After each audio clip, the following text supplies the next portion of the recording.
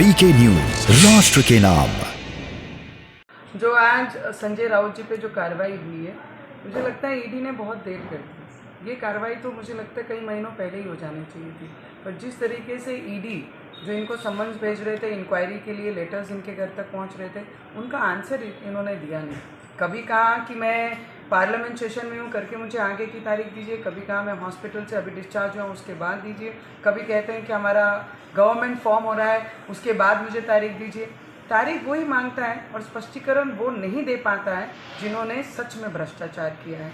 पत्राचाल के रिलेटेड हो, अलीबाग का सब्जेक्ट हो और महाविकास अघाड़ी के एजेंट बन के ये संजय राउत जी काम कर रहे थे। और 25-30 कंपनियां ऐसी हैं जिसमें ये पार्टनर है और उनके साथ में मिलकर इन्होंने भ्रष्टाचार किया है। तो मुझे लगता है कि आज इनके घर में इंक्वायरी हुई है और ये जो ट्वीट कर रहे हैं कि महाराष्ट्र की जनता लड़ेगी, महाराष्ट्र की जनता लड़ेगी। छत्रपति शिवाजी महाराज ने हमें यही सिखाया है कि अन्याय के विरुद्ध में लड़ना कैसे कहते हैं और कैसे करना चाहिए, उसके विरुद्ध में आज महाराष्ट्र की जनता ज़रूर लड़ेगी। और करप्शन जो करता है उसके विरुद्ध लड़ने वाली हमारी महाराष्ट्र की जनता है। मुझे लगता है हमारे महाराष्ट्र के और देश के अगर पैसों का दुरुपयोग कोई करता है तो उसके ऊपर सजा कार्रवाई ज़रूर होनी चाहिए। और ये कार्रवाई के बाद संजय राउत जी को अरेस्ट भी होंगे, वो जेल के पीछे भी जाएंगे। अगर इतने ही चरित्रहीन है, चरित्रवान है, तो मुझे लगता है आप इसकी इंक्वायरी का सामना आपने पहले ही करना चाहिए था।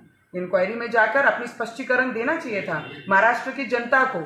गरीब लोगों के खून पसीने की कमाई अगर आप भ्रष्टाचार करके कमाते हैं और अवैध संपत्ति बनाते तो इसका आंसर डिपार्टमेंट को पूरा राइट्स है पूछने का और आप पे कार्रवाई करने का। और आने वाले समय में उनको अरेस्ट भी किया जाएगा और वो जेल के पीछे भी जाएंगे।